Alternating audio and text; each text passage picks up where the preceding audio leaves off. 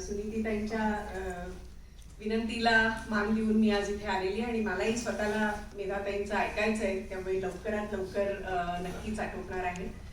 पण सुरुवात थोडीशी मला ह्या सगळ्या आत्ता जी सुप्रीम कोर्ट जी ऑर्डर आली तिथून करावीशी वाटते, कारण ती महिलांच्या संदर्भात खूपच अनादर करणारी एका अर्थाने ती ऑर्डर होती की महिला आणि बुजुर्ग आणि मुलं ह्यांनी परत जावं, आणि खूप अनादराने खरं सगळी जी भाषा देखील वापरलेली होती की they have been kept here, अशा पद्धतीचं जी काही एक भाषा होती, जणू काही त्यांना स्वतःचं काही निर्णय क्षमता नाहीये, स्वतःची काही एजन्सी नाहीये आणि त्यांना कोणीतरी इथे आणून ठेवलंय म्हणून ते सगळे इथे उपस्थित आहेत, आणि विशेष करून महिलांच्या बाबतीत अशी भाषा वापरली गेली.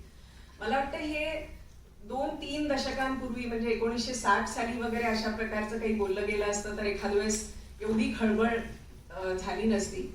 पण इतक्या दशकांनंतर आज जेव्हा स्त्रीवादी चळवळ आणि एकूणच स्त्रीवादी ज्या काही भूमिका मांडल्या जात आहेत, अशा संदर्भामध्ये अशा प्रकारचं वक्तव्य करणं आणि ऑर्डर पास करणं, मला वाटतं हे खूपच अशोभनीय असं आहे.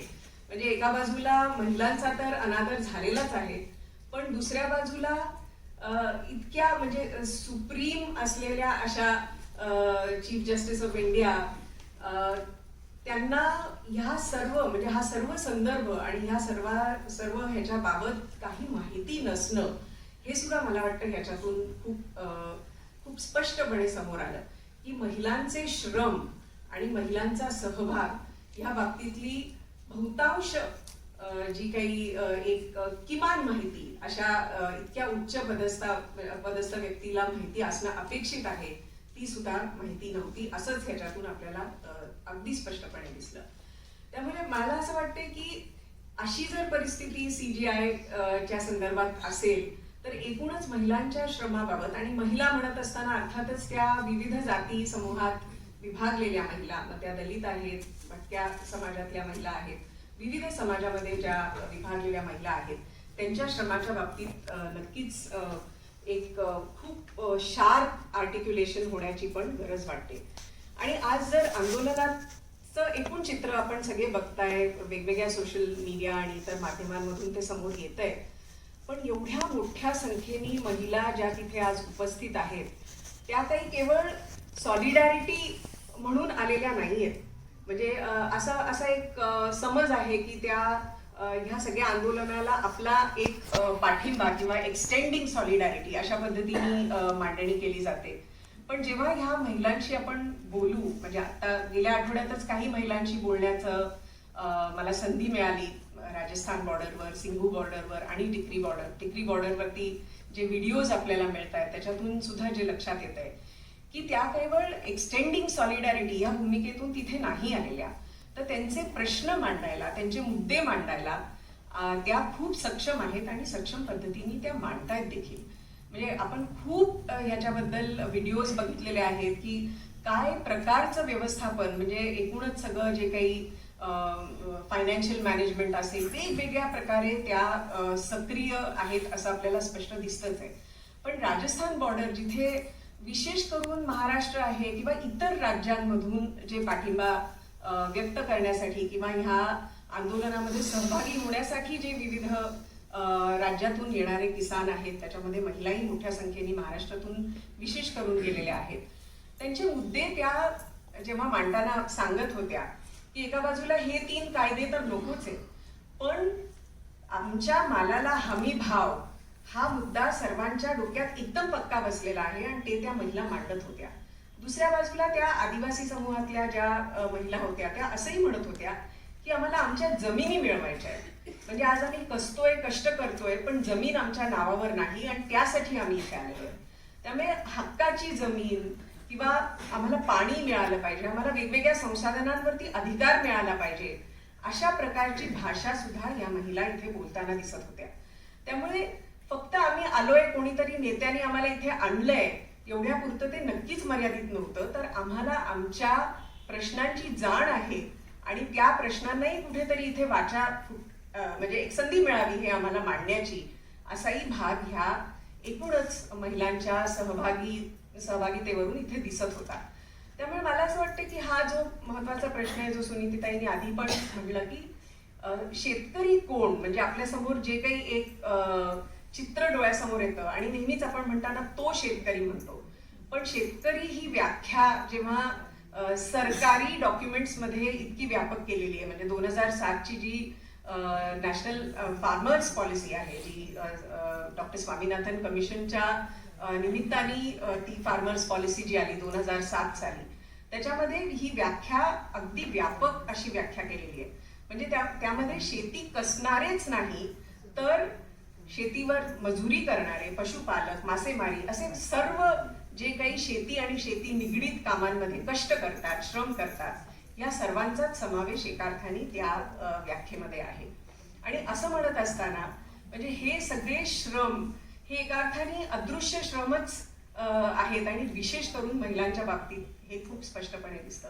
म्हणजे सगळी जी काही सरकारी आकडेवारी आहे, आपले सेन्सस आहेत किंवा राष्ट्रीय नमुना पाहणी जे नॅशनल सॅम्पल सर्वेज आहेत, त्याच्यामधून चित्र खूप स्पष्टपणे दिसत जरी असलं तरी सुद्धा त्या दृष्टिकोनातून धोरणं आणि काही कार्यक्रम हे मात्र आपल्याला समोर येताना दिसत नाही. त्यामुळे ह्या आंदोलनाचा एक जो संदर्भ आहे तो खूप महत्वाचा आहे की आम्ही इथे आमच्या शेतकरी पुरुषांना सपोर्ट करण्यासाठी नाही आलो, पण आम्ही पण शेती करतो, आमचाही शेतीमध्ये मोठा सहभाग आहे म्हणून आम्ही इथे आलो. मग आता राष्ट्रीय पाहणी, नमुना पाहणी जी आहे त्याच्यातून तर हे स्पष्टपणे दिसतं की एकूणच म्हणजे अगदी अलीकडची आकडेवारी मी सांगते आणि त्यातली कॉन्ट्रडिक्शन्स पण थोडी समजून घेणंही महत्वाचं आहे.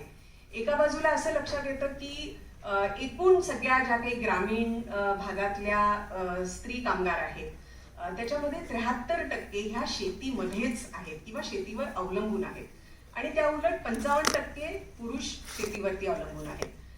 ही एका बाजूला आकडेवारी आपल्याला दिसते. पण दुसऱ्या बाजूला असंही दिसतंय की शेतीमध्ये एकूण म्हणजे आता अगदी परत 2017-18ची जर आपण आकडेवारी पाहिली जी राष्ट्रीय नमुना पाहणीमधली आहे, तिथे असं लक्षात येतं की एकूण जे काही शेतीमध्ये म्हणजे हे स्त्री पुरुष अशी एकंदरीत जर आपण हे पाहिलं तर त्या आकडेवारीमध्ये मात्र असं दिसून येतं की केवळ 30%च महिला ह्या एकूण शेतीच्या कामामध्ये आपल्याला दिसत आहेत. मग आता ह्या सगळ्या कामाच्या गणनेचा पण खूप मोठा प्रश्न आहे. कारण एका बाजूला असं लक्षात येते की ग्रामीण भागातल्या स्त्री कामगारांमध्ये 70हून अधिक टक्के महिला आहेत, पण एकूण जर काम पाहिलं तर त्याच्यामध्ये मात्र आपल्याला कमी संख्या दिसतेय आणि ही घटताना पण दिसतेय. ह्याचाच दुसरा अर्थ असा होतो की जिथे कुठे मोबदल्याचं काम म्हणजे ज्याला पेड एम्प्लॉयमेंट म्हणू, म्हणजे शेतीमधलं, कृषीमधलं एकूणच जे पेड एम्प्लॉयमेंट आहे त्याच्यामध्ये मात्र आपल्याला स्त्रियांचं एकूणच सहभाग हा कमी कमी होताना दिसतोय. म्हणजे ही खूप खेदजनक बाब आहे खरं एका अर्थाने की संख्या मोठी शेतीमध्ये, शेती निगडीत व्यवसायांमध्ये, पण जर रोजगाराच्या संधी आपण पाहिल्या तर त्या मात्र खूप कमी कमी होताना आपल्याला दिसत आहेत. तर काय करतायत, कुठे जात आहेत महिला, असाही एक महत्वाचा प्रश्न अनेक स्त्रीवादी अर्थतज्ञ विचारतायत की एकूणच जर आपण पाहिलं की बिगर शेती कामांमध्ये पुरुषांचं स्थलांतर अधिक होताना दिसतंय, महिलांचं त्या प्रमाणात होत नाहीये. तर मग नक्की महिला करतायत काय, त्या कामच करत नाहीयेत? तर हे तर नक्कीच सत्य नाही. आपण गावामध्ये जर फिरलो, एकूणच ग्रामीण भागामध्ये जे काम करणारे आहेत त्यांना हे वास्तव नक्कीच माहितीये की किती मोठ्या संख्येने स्त्रिया आजही शेती निगडीत कामामध्ये सहभागी आहेत आणि त्यांना म्हणजे केवळ ती एक शेती कसणारी एवढ्यापुरतच मर्यादित तिला राहता येत नाही. म्हणजे आज जे आपण बघतोय की 86% हे लहान व सीमांत शेतकरी आहेत, त्याच्यामध्ये सर्वात जास्त ह्या महिला आहेत आणि त्याच्यामध्ये सुद्धा दलित कुटुंब ही जास्त आहेत. म्हणजे जे काही आपल्याला शेती गणनेमधून जे काही चित्र समोर आहे, त्यामुळे हे एक वास्तव आहे की मोठ्या संख्येने त्यांची उपस्थिती आहे, त्यांचं काम आहे, पण दुसऱ्या बाजूला मात्र रोजगाराच्या संधी कमी कमी होताना दिसत आहेत. त्यामुळे ह्या महिला करतायत काय असा जो प्रश्न आहे त्याच्यामध्ये एकूणच जे लक्षात येत आहे की कोणत्या प्रकारच्या कामाला रेकग्निशन आहे, म्हणजे श्रमाच्या व्याख्येवरतीच खरं हा मुद्दा येऊन हे होतो की श्रम कशाला म्हणावेत. आणि सगळं जे काही अनअकाउंटेड काम आहे, म्हणजे काही स्त्रीवादी अर्थतज्ञांनी आणि बीना अग्रवालनी अलीकडेच ह्याचा उल्लेख केलेला आहे की जर आपण अशा पद्धतीने अकाउंटिंग करायला सुरुवात केली की एकूण काम, म्हणजे ज्याच्यामध्ये केवळ तुम्ही रोजगारासाठी जे काम करता तेवढ्यापुरतीच जर एकूण गणना होत गेली तर अर्थातच आज जी काही आकडेवारी आपल्या डोळ्यासमोर आहे की रोजगाराच्या मध्ये एकूण बिगर शेती आणि शेती असं जर चित्र पाहिलं तर 17% महिला दिसतात.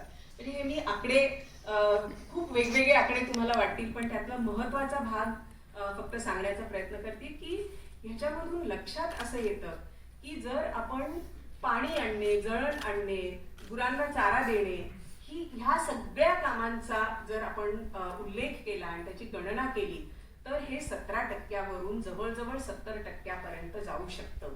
असे म्हणजे ज्याला मिस काउंटिंग किंवा मिस अकाउंटिंगचा जो मुद्दा आहे तो खूप स्पष्टपणे स्त्रियांच्या कामाबाबत लक्षात येतो. त्यामुळे एकूणच कोणत्या श्रमाला महत्व द्यायचं, म्हणजे हा सगळा इनविजिबिलिटी ऑफ लेबर म्हणजे अदृश्य असणं, असंच थोडक्यात आपल्याला महिलांच्या कामाबाबत दिसतं. आणि त्याचंच जे आज आपण सुप्रीम कोर्टाच्या ऑर्डरमध्ये एक पाहिलं त्याचंच एक रिफ्लेक्शन की महिला म्हणजे त्या केवळ घर म्हणजे हाऊसवाईफ्स आणि हाऊसवाईफ्स म्हणून त्या सपोर्ट करायला आलेल्या आहेत. मग बिचाऱ्यांना मुलं पण घेऊन यायला लागलीत. म्हणजे असंही आज कालच एका चॅनलवरती एक प्रश्न विचारला होता की बिचाऱ्या महिला त्यांना मुलांनाही घेऊन यायला लागतं. पण हे सगळं सुद्धा एकंदरीतच पुरुषप्रधान व्यवस्थेशी पण निगडीत आहे. मुलांना आणणं त्यांना भाग आहे. मुलं कुठे ठेवणार? जेव्हा अख्खं कुटुंबच तिथे आंदोलनात सहभागी होत आहे तेव्हा अर्थातच मुलांनाही त्यांना तिथे सहभागी करून घ्यायला लागणार आहे. तर मला वाटतं हा सगळा जो एकूण श्रमाचा मुद्दा आहे त्याला विजिबिलिटी आणि रेकग्निशन कसं द्यायचं हा एक महत्वाचा आपल्या कामाचा भाग राहणार आहे. आणि आंदोलनांमध्ये पुढाकार घेणाऱ्या अगदी फ्रंट लाईन वरती असणाऱ्या महिलांना त्यांचे अधिकार आणि त्यांचे प्रश्न मांडायच्या ही संधी कधी मिळणार आहेत असाही मला वाटतं प्रश्न विचारणं खूप महत्वाचं आहे. 2011 का 12 साली FAO म्हणजे फूड अँड ॲग्रिकल्चर असोसिएशन ऑर्गनायझेशननी जो एक अभ्यास केला होता त्याच्यामध्ये सुद्धा हा मिस अकाउंटिंग किंवा अंडर अकाउंटिंगचा मुद्दा खूप अधोरेखित केला होता. आणि त्याच्यात असं म्हटलं होतं की जर स्त्रियांना आणि म्हणजे स्त्रियांना पुरुषांबरोबरीने जर जमिनीवरती अधिकार मिळाले असते तर आज उत्पादकतेत जवळजवळ 20 ते 30% वाढ आपल्याला दिसली असती. म्हणजे हे FAO सारख्या ग्लोबल अभ्यासातून समोर आलेले काही आकडे आहेत. आणि त्याच बरोबरीने त्यांनी असंही म्हणलंय की एकूण जी काही कृषी मधली वाढ किंवा ॲग्रिकल्चरल ग्रोथ जी आपण म्हणतो ती सुद्धा 2.5 ते 4% वाढली असती. म्हणजे इतक्या असमानता आपल्याला आज दिसत आहेत एकूण जमिनीच्या मालकीबाबत, संसाधनांच्या अधिकारांच्या बाबत. म्हणजे जमिनीच्या मालकीबाबत तर आज कुठेच आकडेवारी नाहीये. म्हणजे जी काही आकडेवारी आपण ज्याचा आधार घेतो ती सगळी कृषी गणनेची आकडेवारी आहे. आणि त्याच्यातून सुद्धा चित्र खूपच विदारक आहे की जवळ म्हणजे केवळ म्हणजे आता मी एक आकडा तुम्हाला सांगितला 70% सहभागिता आणि दुसऱ्या बाजूला केवळ 14% हे महिला ज्याला म्हणता येईल की ऑपरेशनल होल्डर्स म्हणजे भूधारक, जमिनीच्या मालक नाही. त्यामुळे जमिनीच्या मालकीच्या बाबतीतली आकडेवारी सुद्धा समोर आणण्याची गरज आज सरकारला वाटत नाही. जिथे आकडेवारीच समोर आणली जात नाही तिथे धोरणं कुठून बनणार? त्यामुळे मला वाटतं हे खूप असे प्रश्न आहेत की जिथे श्रमांविषयीची कोणतीही म्हणजे एकूणच उदासीनता दिसते की श्रम महिलांचे रेकग्नाइज न करणं आणि त्यामुळे कोणत्याही आकडेवारीत तिथे आपली गणना होताना दिसत नाही. तर एका बाजूला म्हणजे आपल्याला जेव्हा अधिकार हे सगळे जे आज अधिकार जोडले गेलेले आहेत शेती योजना आणि धोरणांच्या संदर्भातले ते सर्व जमिनीच्या मालकीशी निगडीत असे हे अधिकार आहेत. आणि आपल्याला दिसतच आहे की जमिनीच्या मालकीच्या बाबतीत ना आकडेवारी आणि एकूणच जर वास्तव पाहिलं तर महिलांच्या नावे जमीन नाही. जमीन मालकीचीच असावी असा जरी म्हणजे आता महिला किसान अधिकार मंच सारखी जे काही एक अलायन्स आहे आमची भूमिका अशी पण राहिलेली आहे की जमिनीची मालकी हा एक लढ्याचा भाग असू शकतो, पण जमिनीच्या मालकीच्या पलीकडे जाऊन सुद्धा आज सगळं हे जे काही एकच ऑल्टरनेटिव्ह समोर आणलं जाते की कॉर्पोरेटायझेशन. तर त्याच्या पलीकडे जाऊन आपल्याला वेगळ्या प्रकारच्या कोऑपरेटिव्ह किंवा सहकारीकरणाकडे आपल्याला जाता येणं शक्य आहे. वेगळे मार्ग उपलब्ध आहेत. आणि आज महिला शेतकरी म्हणजे अगदी 18 जानेवारीला जेव्हा संयुक्त किसान मोर्चाचा कॉलला धरून आपण पुण्यात एक कार्यक्रम घेतला, तिथे सर्व महिला शेतकरी ज्यांनी मांडणी केली त्यांचा जो पर्याय त्यांनी जो मांडला होता त्याच्यामध्ये विकेंद्रीकरण म्हणजे विकेंद्रित पद्धतीनेच आम्हाला उत्तरं सापडणार आहेत, कोऑपरेटायझेशन मधून आम्हाला उत्तरं सापडणार आहेत, अशा पद्धतीची मांडणी महिला शेतकऱ्यांनी केली होती. आणि ती खूप महत्वाची होती, कारण ह्या सगळ्या 3 जे शेतकी कायदे आज आपल्या समोर आहेत कोणतीही गरज नाहीये. आणि सुप्रीम कोर्टामध्ये असलेल्या पेटिशन्सकडे लक्ष न देता काहीतरी वेगळंच वक्तव्य करणं, अशा प्रकारच्या ज्या काही भूमिका आपल्याला दिसत आहेत, तर या 3ही शेती कायदे जे काही आलेले आहेत त्याच्यातून महिला, छोटे शेतकरी, भूमिहीन आणि ग्राहक म्हणून आपण सगळे ही सगळी आपल्या समोर आहेच मांडलं गेलेलं आहे. त्याच्यातून महिलांचा जो पर्याय आहे, महिला शेतकरी, छोटे शेतकरी, ज्याला म्हणतो आम्ही की निग्लेक्टेड जिओग्राफीज, निग्लेक्टेड पीपल आणि निग्लेक्टेड क्रॉप्स. म्हणजे आज नाचणीचे लाडू आपल्या हातात आले, पण ह्या नाचणीला ओडिसा, कर्नाटक, तेलंगणा या 3 राज्यांच्या पलीकडे फार काही कोणी महत्वच देताना दिसत नाहीये.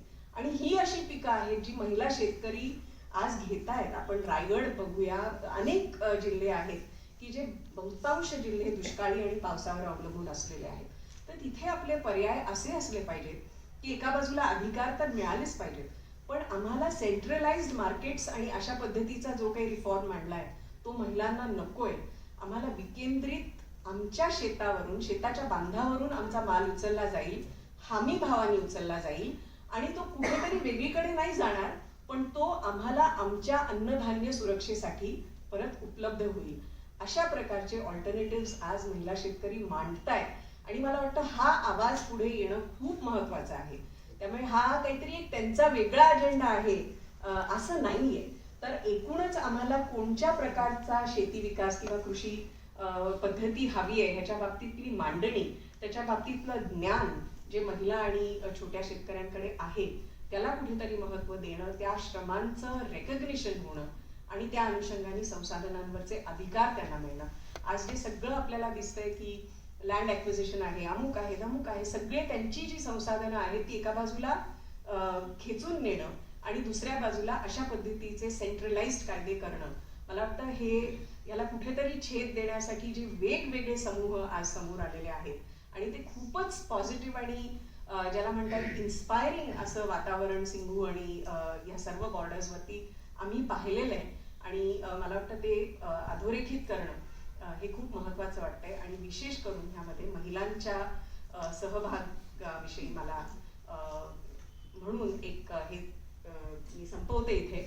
आणि सर्व महिला किसानांना जिंदाबाद या नाऱ्यानेच हे आपण संपवावं असं मला वाटतं. धन्यवाद.